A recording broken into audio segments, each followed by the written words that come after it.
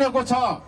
आजको हाम्रा छोराछोरी जो जिन्जी पुस्ताहरूले नयाँ नवयुवाहरूले जुन उठाएका मुद्दाहरू हिजो विगतदेखि लामो समयदेखि मगर संघ र आदिवासी संगठनले उठाएका मुद्दा नै हुन्। समानताका मुद्दा हुन्, सामाजिक न्यायका मुद्दा हुन्, सुशासनका मुद्दा हुन् र भ्रष्टाचार विरोधी मुद्दा हुन्।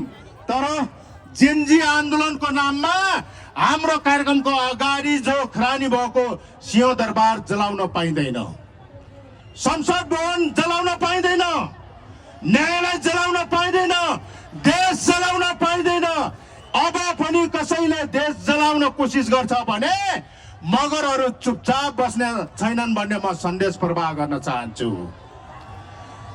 नेपाल देश बनाउनको लागि, सिंहदरबार जस्तो राज्य बनाउनको लागि मगरका पुर्खाले धेरै रगत खर्चेका छन्। त्यस कारणले यो देशको माया र यो राज्यको सिंहदरबारको माया यदि बढी ज्यादा माया छ भने त्यो मगर जातिमा ज्यादा माया छ।